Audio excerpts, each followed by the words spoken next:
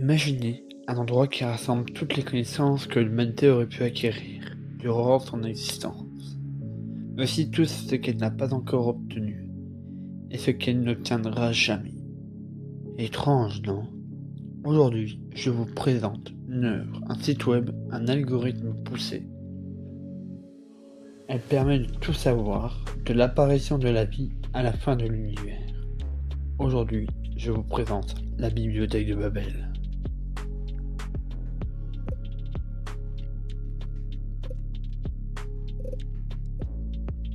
Chapitre 1. L'œuvre de Borges.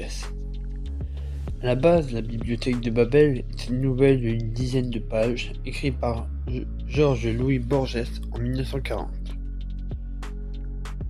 L'auteur y présente une bibliothèque aux dimensions presque infinies, organisée en forme d'hexagone sur plusieurs étages. Chaque côté est donc un mur avec 5 étagères de 32 livres chacun. Chaque livre possède 410 pages. Chaque page est composée de 40 lignes de 80 caractères. Donc 3200 caractères par page. La grande majorité des pages sont incompréhensibles. En effet, ce sont juste des combinaisons de lettres, virgules, espaces et points, sans aucune logique. Mais dans certaines pages, on peut y trouver des mots, des phrases qui ont un sens. Ces textes compréhensibles peuvent être des livres déjà écrits, ou pas encore, ou encore pire, qui ne seront jamais écrits.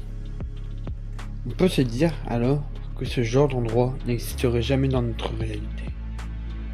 Vraiment? Pas si sûr. Chapitre 2. L'algorithme de Jonathan Basile. Jonathan Basile est un écrivain et informaticien célèbre pour avoir créé, en 2015, le site internet Library of Babel. Ce site est une copie quasi conforme à la description de Borges. En effet, Jonathan Basile a créé un algorithme qui est capable de créer toutes les combinaisons possibles avec les 29 caractères suivants, les 26 lettres de l'alphabet, la virgule, l'espace et le point. Donc, comme dans l'œuvre de Borges, la majorité des pages sont des suites de caractères incompréhensibles. Mais avec un peu de patience, on peut peut-être trouver des phrases logiques. Ces phrases peuvent être des morceaux de texte, des phrases simples, mais aussi des phrases qui voient dans le futur. Vous ne me croyez pas? Eh bien, regardez ce que j'ai trouvé. Je suis actuellement sur le site de la bibliothèque de Babel, et regardez. Le 8 octobre 2025, je posterai ma première vidéo sur ma chaîne YouTube Romédia. 3 semaines plus tard, le 26 octobre, je parlerai de la bibliothèque de Babel. Un exemple plus marquant c'est que j'ai trouvé le texte de ma vidéo aussi dans la bibliothèque. Toutes ces informations sont alors disponibles depuis 2015. Chaque page a un numéro attribué qui permet de l'identifier. Ce numéro est ensuite converti en lettres, virgules, espaces et points. Depuis la création de ce site, plus rien n'est création, tout est plagiat. Car peu importe ce que vous écrivez comme livre, il est déjà écrit quelque part, dans une page d'un livre. Ce livre trouvant dans une étagère spécifique. Cette étagère se trouvant dans un hexagone spécifique, perdu dans l'immensité de la bibliothèque de Babel. Chapitre 3. Peut-on tout savoir? Là, on pourrait se dire qu'on a un moyen de trouver la recette de l'immortalité. On pourrait trouver un traitement contre le cancer, un tuto pour fabriquer une machine à voyager dans le temps, encore plein d'autres choses qui pourraient être utiles à la société. C'est plus compliqué que ça. Dans notre recherche, nous aurons 2 obstacles à surmonter. Le premier étant que la bibliothèque est très grande.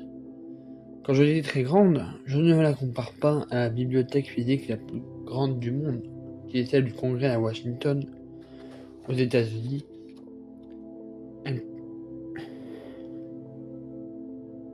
Celle-ci comprenant 10 millions de volumes. Non, la bibliothèque de Babel est infiniment plus grande.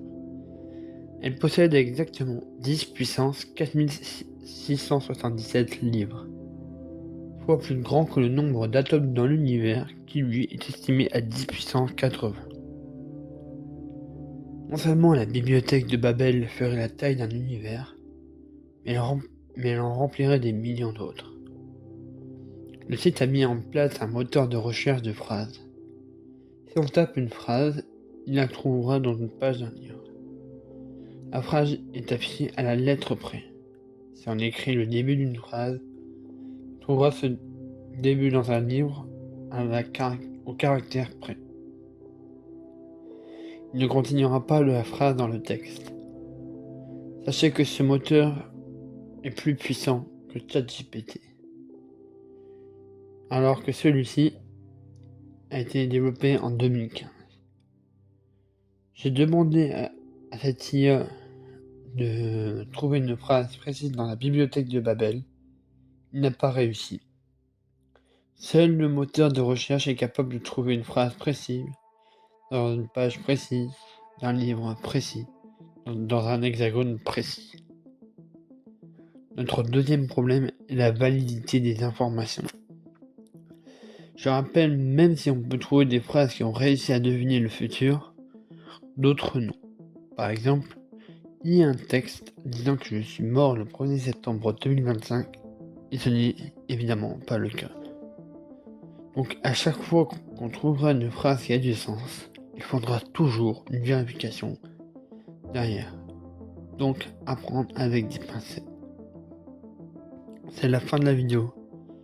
J'espère qu'elle vous aura plu. J'ai adoré à la fin, de l'écriture jusqu'au montage. C'est vraiment un sujet qui m'a passionné.